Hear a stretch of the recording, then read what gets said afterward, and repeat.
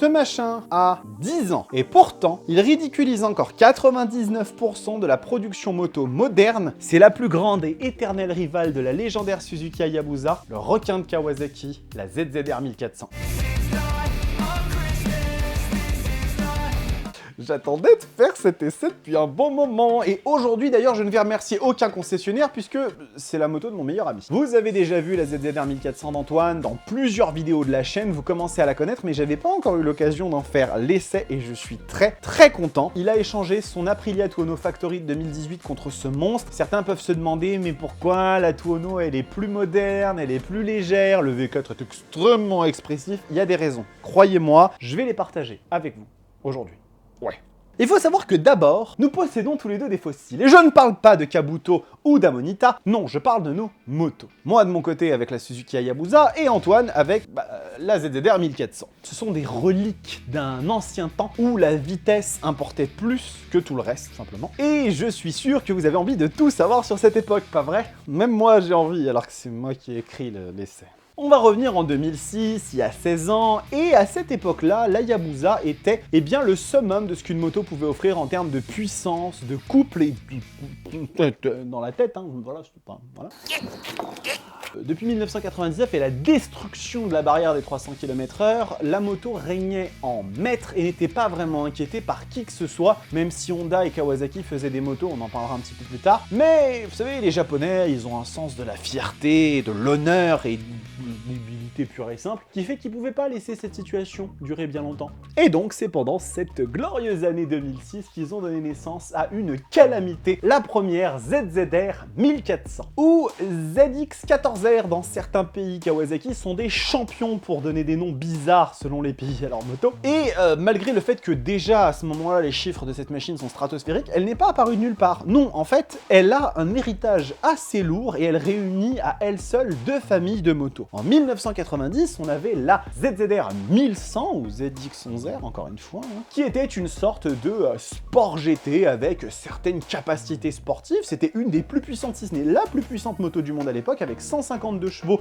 dans un 4 cylindres en ligne, et c'était un très bon compromis entre une moto un peu sportive et une routière qui permettait de faire beaucoup de bornes. Elle a eu une carrière assez longue, jusqu'en 2002 en fait, où sa philosophie s'est un peu séparée en deux motos. La ZX12R qui existait déjà depuis 2000 mais qui venait de recevoir sa première grosse mise à jour, et la ZZR 1200 qui elle a continué un peu la philosophie sport GT de sa grande sœur avec un petit peu plus de confort. Le cas qui nous intéresse, c'est celui de la ZX12R qui Le cas qui nous intéresse, c'est celui de la ZX12R qui s'orientait comme une rivale directe de l'Hayabusa, malgré certaines technologies assez incroyables comme un châssis monocoque en aluminium, c'était super rare à l'époque. Elle n'a malheureusement pas réussi à être à la hauteur du Faucon d'Hamamatsu. Plus lourde, plus agile, ses prétentions sportives en fait n'étaient pas au niveau de la moto de chez Suzuki. Et donc 2006, c'est une année majeure puisque la ZX12R et la ZZR 1200 vont toutes les deux disparaître pour laisser place à la ZZR 1400. Apparemment, les Japonais, ça leur a pas trop plu que la ZX12R n'ait pas réussi à usurper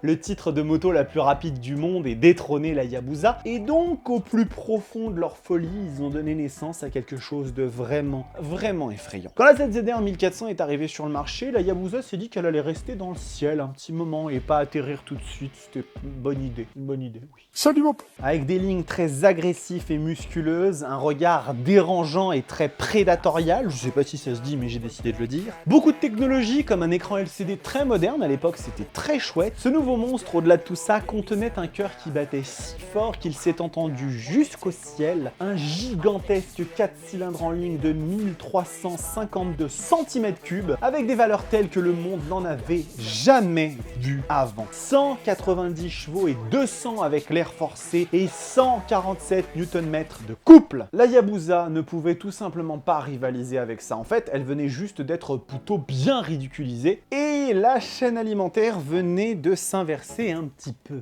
La ZZR 1400 a amené avec elle des fonctionnalités très chouettes comme un ABS de série, je vous rappelle que la Hayabusa elle en a pas eu jusqu'en 2013, et des freins radio. Pareil, c'est quelque chose qu'il n'y avait pas. En fait, sur beaucoup d'aspects, la ZZR 1400 était en avance par rapport à la Hayabusa, et c'est à ce moment-là qu'a commencé la guerre entre les deux monstres de la vitesse absolue. Alors, en 2008, la Hayabusa reçoit sa plus grosse mise à jour jusque-là, avec un boost sérieux en puissance. Elle passe à 1340 cm3 de cylindrée et surtout 198 chevaux, donc une valeur plus élevée que celle de la ZZR en statique et très proche de la valeur dynamique. Plus de technologie comme 3 modes de conduite, un nouveau look, elle était prête à reprendre le combat. Et même si elle n'avait pas encore d'ABS et de freins radio, on va dire qu'elle était un peu mieux équipée pour affronter ce monstre de chez Akashi. Mais vous savez, l'année 2012, comme les équipes d'ingénieurs chez Kawasaki étaient tout à fait prêts à attendre, ils préparaient leur petite contre-attaque dans leur coin, et la ZZR 1400 reçoit une mise à jour de quasiment 100 cm3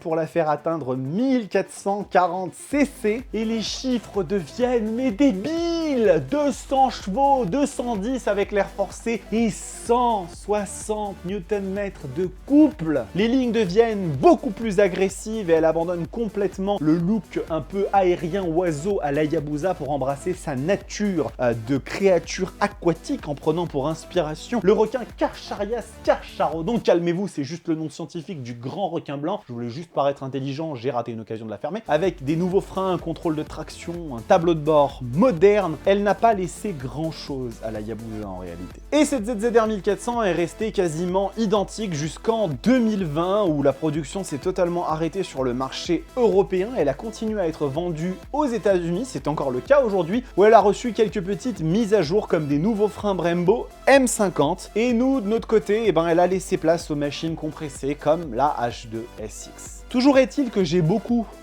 parlé, mais que maintenant je vais vous montrer cette moto sous tous ses angles.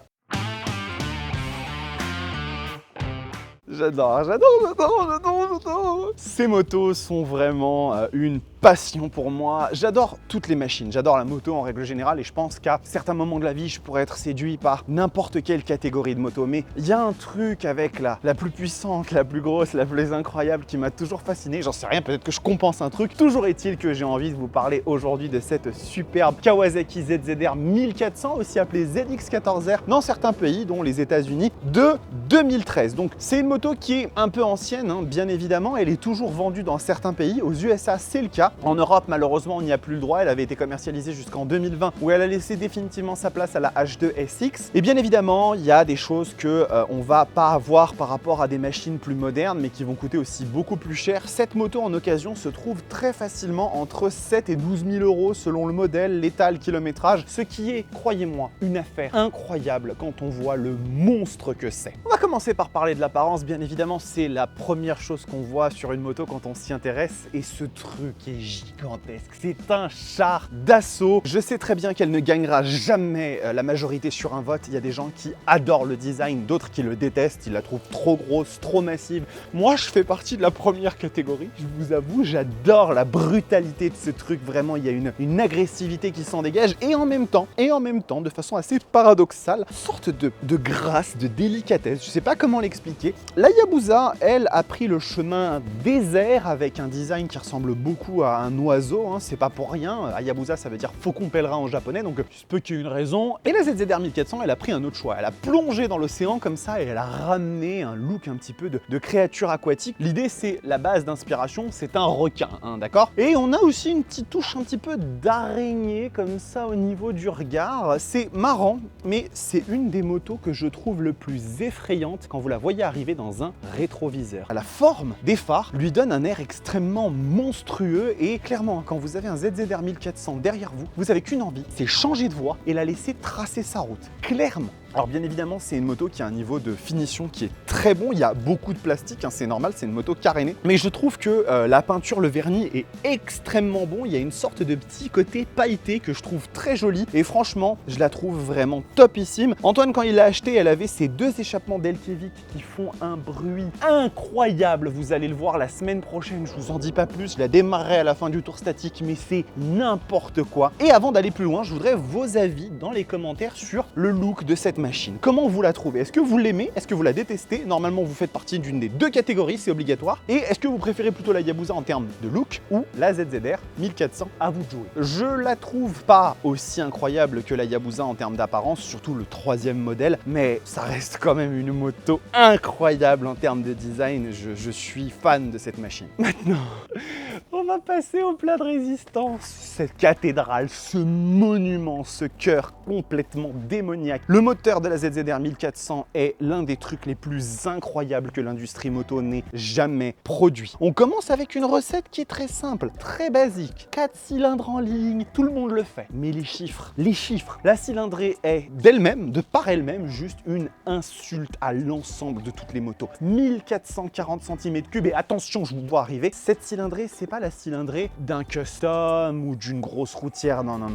Chaque centimètre cube de cette machine sert à alimenter la puissance, le couple et la folie. Cette moto a 200 chevaux et même 210 avec l'air forcé, la technologie Ramer dont je vous parle depuis des semaines et dont un jour il va falloir que je fasse une vidéo là-dessus. Et ces valeurs sont déjà impressionnantes par elles-mêmes, puisque la plupart des sportives modernes sont entre 200 et 215, 220 chevaux plus ou moins. Mais il y a autre chose. Un truc que personnellement j'adore et qui donne une saveur toute particulière aux motos qui en sont pourvues généreusement, le couple. Cette moto a 16,10 mètres-kg de couple, 160 Nm. Ça, c'est ce qui rend la ZZR 1400, entre autres choses avec le poids, à part des autres machines qui partagent ce type de valeur de puissance. Et n'importe quelle rotation de la poignée, aussi infime soit-elle, peu importe le rapport, peu importe les tours minutes, se transformera inévitablement en une frayeur suivie d'un cri souvent mélangé de joie et de terreur en même temps et d'une belle trace de pneus sur le sol. La semaine prochaine, je vous montrerai à quel point conduire ce truc est bien plus terrifiant que n'importe quel hypersport. Il n'y a que la H2R qui ait des valeurs de couple plus puissantes dans ce type de machine-là. Et je vous le rappelle, la H2R, elle n'est pas homologuée. Celle-là devrait probablement pas l'être, mais c'est un autre sujet, on s'en fout là. Le châssis est assez particulier puisque c'est une monocoque en aluminium, un choix un peu particulier, bien éloigné du double longeron alu plus classique qu'on retrouve sur la Hayabusa. Et c'était pas forcément le choix le plus intelligent qu'ils aient fait sur la ZX12R parce qu'elle était assez pataude, mais je pense quand même qu'ils ont eu le temps de raffiner la recette et que la semaine prochaine on verra comment elle se comporte et comment elle se compare par rapport à la Hayabusa. Je pense qu'on va avoir des bonnes surprises. Allez, on va parler de la position de conduite. Je vais essayer de pas partir avec pendant que je suis dessus. Il y a quelque chose qui est super étonnant et très immédiat avec ces machines-là. C'est un contraste très fort entre le moment où vous êtes en train de les regarder de l'extérieur, un peu terrifié, et le moment où vous montez dessus et vous sentez quelque chose de très familier, de très confortable immédiatement. La position sur cette machine, elle est très similaire à celle de la Hayabusa. Je vous renvoie à l'essai si vous voulez comparer un petit peu, mais quand même, il y a sensiblement moins de pression, de douleur sur les poignets et sur le dos. Je dirais que là, je suis à peu près au même degré de confort que sur la Hayabusa avec les rehausseurs de guidon que j'ai fait installer. Et la ZZR 1400, elle embrasse vraiment sa nature de sport GT, de machine faite pour tracer beaucoup de bornes avec un certain degré de confort. Après, attention, ça pourrait être un problème, on va dire, si jamais la machine a un côté plus pâteau, plus lourd que la Hayabusa quand on est en conduite très dynamique. Mais ça, vous vous en doutez, je vais pas vous le raconter maintenant. On se verra la semaine prochaine. Pour la plupart des pilotes, cette machine, elle sera tout à fait tolérable en termes de hauteur de selle, c'est 810 mm. Et malgré le fait qu'elle soit assez large, je pense que ça ira vraiment pour la plupart des gens. C'est une machine qui est pas très haute. Elle est un peu plus que la Hayabusa. Antoine a un peu plus de mal au niveau de poser les deux pieds à plat que sur ma moto. Mais franchement, ça se fait très bien. Et finalement, concernant le confort de cette selle, elle est épaisse, elle est super confortable. Vous allez pouvoir empiler les kilomètres sans avoir de douleur avant un bon moment. Ça, il n'y a aucun souci là-dessus. Comme on pouvait s'y attendre, la position de conduite sur cette moto est sportive, mais tout en favorisant une sorte de confort, de compromis qui va permettre d'enchaîner beaucoup de centaines de kilomètres à son bord sans trop se fatiguer. Et croyez-moi, ayant fait 4000 km en 3 semaines avec une Hayabusa qui est globalement une machine très similaire, ça fait un très bon travail. On en parlera un petit peu plus la semaine prochaine, mais vous inquiétez pas. C'était quoi la suite de mes notes? Alors, la suite... Ah oui, la capacité du réservoir. Alors, là on est sur un truc qui est aussi du côté généreux puisqu'on a 22 litres sur cette moto, un de plus ou 2 de plus que mon Hayabusa. Je sais pas si c'est marqué dessus. Ça doit être 1 ou 2 de plus à mon avis. Et si vous ne vous énervez pas trop sur la poignée d'accélérateur, de toute façon n'essayez pas, c'est impossible. Vous allez finir mort ou en prison avant d'avoir pu vider le réservoir une seule fois. Eh bien la ZZR 1400 vous récompensera avec un 7 litres au 100, ce qui, vu les capacités de ce moteur, c'est quand même assez fou. Bien évidemment, c'est une consommation qui n'est pas aussi basse que celle d'une, disons comme ça au pif, Honda CBR 1000 RR, mais je vous le rappelle, cette machine fait 50% de cylindrée en plus, à peu près, et dépasser une voiture en 6e se fait en quelques millièmes de seconde, donc tout a un prix, mais ça me dérange pas de payer celui-là, ça va. Cette moto par contre est un tank. Attention, hein, on va quand même se dire les choses concrètement, ça fait plus de 260 kg, donc c'est un beau bébé, mais néanmoins, il y a des choses qui sont très surprenantes. Déjà, soulever cette moto de la béquille est incroyablement facile, je pense que c'est parce qu'elle n'est pas très inclinée, mais la moto, on dirait qu'elle fait 220 kg. On dirait qu'elle en fait 42 moins, c'est assez impressionnant. Et vous verrez la semaine prochaine en dynamique que cette moto semble bien moins lourde qu'elle ne l'est réellement. La suspension maintenant, c'est là où la ZZR 1400 commence à montrer un peu son âge, hein. C'est un élément classique inversé de 43 mm. J'ai pas pu trouver le fabricant, je sais pas si c'est du Sachs, du Kayaba, je sais pas du tout ce que c'est. Néanmoins, elle est complètement réglable et je pense que la semaine prochaine, on aura quand même de bonnes surprises à cet égard. Il y a beaucoup de tests qui ont déjà paru sur la ZZR 1400. Personne ne s'est jamais vraiment plaint des capacités dynamiques de la machine, donc bon. En 2006, Kawasaki avait été parmi les premiers à introduire les étriers radio sur la première version de la ZZR 1400 et sur cette deuxième version, eh bien, on conserve les mêmes éléments Nissin, pas de Brembo là-dessus, ce qui est bien évidemment un peu décevant, mais je vous le rappelle, c'est une machine de 2013. Et aux États-Unis, où elle est toujours commercialisée, elle a été mise à jour avec des Brembo M50, encore un papillon, il y a toujours des papillons ici, avec des Brembo M50, donc comme je disais, qui sont les mêmes étriers que j'avais sur mon Aprilia Tuono Factory 2020 et qui étaient incroyables. Pareil, hein, l'amortisseur arrière totalement réglable, encore une fois, c'est du bon matos, même si j'ai pas le nom du fabricant. Et maintenant, on va parler de technologie. On injecte notre résine spéciale technologique. Alors, bien évidemment, c'est une machine qui a 10 ans, elle va pas avoir forcément les mêmes fonctionnalités qu'on a sur une moto moderne. Les tableaux de bord fait un peu vieux, je vous l'avoue, mais quand même, je vous le rappelle que avant 2021, soit la dernière évolution de la Hayabusa, ce tableau de bord rendait ridicule celui de la Suzuki. Hein. Franchement, il n'y a pas photo, il n'y a pas comparaison. La beauté, l'aspect esthétique, c'est autre chose, mais on a deux grosses aiguilles pour un côté bien sportif, bien racing, et au milieu, on va avoir un petit écran LCD qui, à défaut d'être très moderne et très clair, donne les informations d'une façon qui est tout à fait lisible, donc ça, je trouve ça très bien. Et donc, encore une fois, en parlant d'être un peu en avance, en 2006, encore une fois, la première version de la ZZR 1400 apportait l'ABS de série sur toutes les versions, alors que la Hayabusa, il a fallu attendre 2012-2013 hein, pour en avoir un, passage. Et la version 2012 apporte donc deux modes de conduite pour pouvoir un petit peu tempérer les ardeurs de la moto quand la météo devient un petit peu dégradée, et un contrôle de traction à 3 niveaux, ce qui à l'époque était vraiment chouette. Donc oui, on n'a pas de contrôle de wheeling, de contrôle de frein moteur, de cruise control, etc. Mais on a quand même pas mal de petites choses qui sont sympathiques et il faut juste faire attention quand on roule avec pour pas trop non plus s'exciter, vous voyez ce que je veux dire? Je vais vous donner un petit aperçu de ce qui vous attend la semaine prochaine en vous faisant écouter un petit peu ce moteur. Allez, on y va! Oh! Écoutez-moi ça, ce son rauque, grave, caverneux, c'est... ça n'a qu'une envie, c'est d'aller... Et en plus, c'est vrai qu'effectivement, cet échappement d'Elkevic lui donne une touche vraiment super sympa. Tournons un petit peu la poignée, hein, ça ne fait jamais de mal. Ah, c'est très sympa tout ça, j'ai hâte de vous montrer la semaine prochaine de quoi il en retourne. Et maintenant, partie concurrence. Vous savez, on peut parler de cette moto pendant des heures, mais ce qui est sûr et certain, c'est qu'il faut monter dessus, vivre ce qu'est une ZZR 1400 pour vraiment s'en rendre compte. Et la semaine prochaine, croyez-moi, je vous promets une vidéo que vous n'allez pas oublier de sitôt. Bon, maintenant, il faut parler de concurrence et vous savez, j'ai déjà fait le truc avec la Hayabusa, donc vous connaissez l'histoire. La catégorie des sports GT est quasiment éteinte. Déjà qu'à la base, il n'y en avait pas beaucoup de représentantes, mais aujourd'hui, il y en a quasiment plus en dehors de la Hayabusa et de la H2SX, mais encore une fois, c'est un créneau différent. Donc, je vais vous prendre des concurrentes, mais du passé et du présent. Je peux pas faire autrement. On va commencer par la même marque. Donc, H2SX. Alors, ici, on a des similarités, parce qu'en fait, ça, c'est un peu la descendante, finalement, de la ZZR 1400. Elle reprend un peu le flambeau. Et d'ailleurs, on a les mêmes valeurs de puissance. 200 chevaux, 210 avec l'air forcé. Mais la philosophie est pas la même. On a toujours un 4 cylindres en ligne, mais là, c'est la version compressée qu'elle partage avec la H2, la ZH2 et la H2R.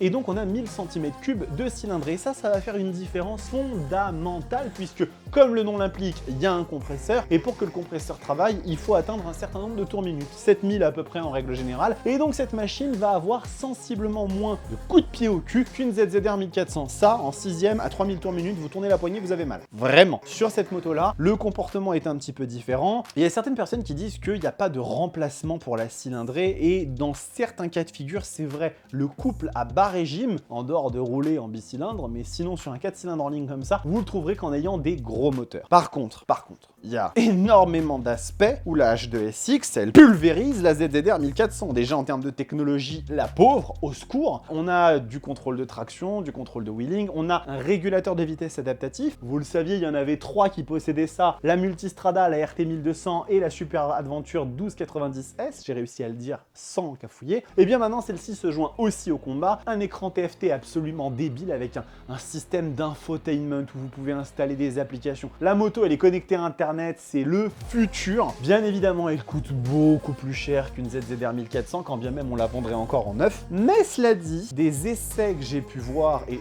l'essai que j'ai moi-même fait, la machine elle a été testée, vous pouvez aller la voir là, il semblerait quand même qu'en termes d'agilité, ce soit une bécane un peu plus pataude, un peu plus lourde que la ZZR 1400, peut-être la faute à un centre de gravité un peu plus haut, ou le châssis trétubulaire qui y joue, mais voilà. Donc en fait, je suis un peu embêté parce que je peux même pas vous dire si vous avez l'argent, vous pouvez passer de la ZZR à la H2SX, parce que c'est une philosophie qui est vraiment différente. À mon avis, si vous voulez quelque chose de très techno, de très moderne, c'est ça qu'il faut prendre, mais si vous voulez vraiment une machine un peu à l'ancienne, avec du couple vraiment dès les bas régimes, et peut-être un poil plus d'agilité sur une conduite dynamique, ça peut être bien. Ensuite, on va parler non pas d'une, mais deux motos. En fait, deux versions de la même moto, la Suzuki Hayabusa. Vous le savez, j'en possède une, je l'adore, je suis très content. Et en fait, cette machine-là, c'est la rivale directe, éternelle de la ZZR 1400. Ce sont les deux monstres qui s'affrontaient. Et en 2021, elle a reçu une mise à jour gigantesque. Alors, pas sur le moteur, c'est toujours le même 4 cylindres en ligne. Ils ont même perdu 7 chevaux dans l'histoire, donc un peu les boules. Ils ont quand même rajouté pas mal de patates à bas et mi-régime, donc ça se sent vraiment sur la moto.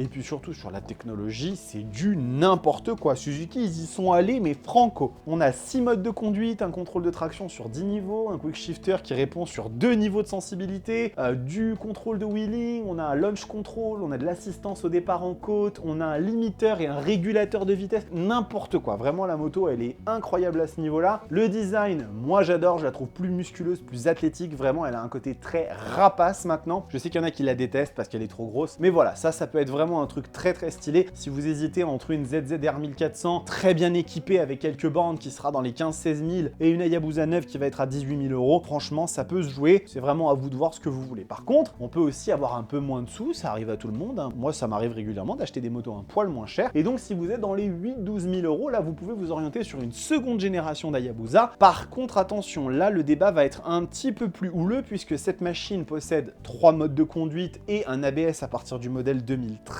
mais elle n'a pas de contrôle de traction, elle n'avait pas forcément d'ABS sur tous les modèles, elle reçoit des étriers Brembo, mais c'est du Brembo Serior, c'est l'entrée de gamme de chez Brembo, ça freine pas vraiment beaucoup mieux, pour moi c'est pas un argument de vente. Après, il y a l'Aura, et ça l'Aura on peut pas l'enlever, c'est une machine qui a une réputation incroyable, et donc à mon avis ça va se jouer entre votre préférence pour une marque ou l'autre. Il semblerait quand même que la Hayabusa garde un profil un poil plus sportif, j'en aurai la confirmation la semaine prochaine pendant l'essai dynamique. Finalement, on va continuer et finir avec une moto qui n'est plus commercialisée aujourd'hui, la BMW K1300S. Ça, c'était aussi une machine destinée à être un peu dans le même segment. Alors bon, ici, on est quand même sur un sport GT, mais GT. C'est vraiment du BMW à l'ancienne, avec une bécane qui est très confortable.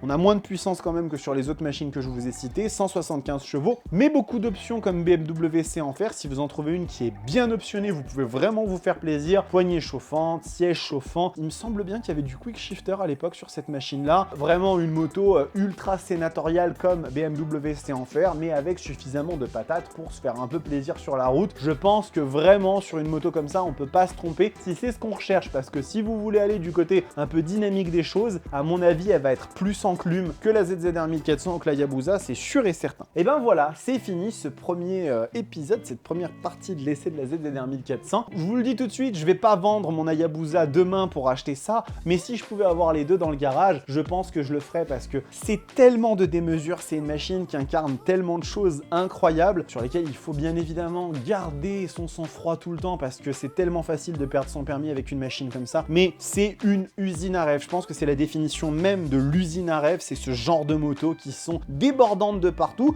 La semaine prochaine, on verra si ce qu'elle a sur le papier se transcrit sur la route et en dynamique, et on va se retrouver très vite, comme vous le savez. Alors je vous laisse avec l'essai de la Hayabusa 2021, puisque c'est vraiment la rivale directe. Et en attendant, si vous aimez le contenu, vous mettez un like, vous vous abonnez, vous mettez la notification sur toutes les notifications, la cloche là, vous savez, bon bref, vous m'avez compris. Et puis bah on se retrouve la semaine prochaine pour une session de conduite très énervée avec ce petit monstre, j'ai hâte. En attendant, portez-vous bien, kiffez vos motos, et ciao. Ok, donc là il est quelle heure? Il est bientôt 16h.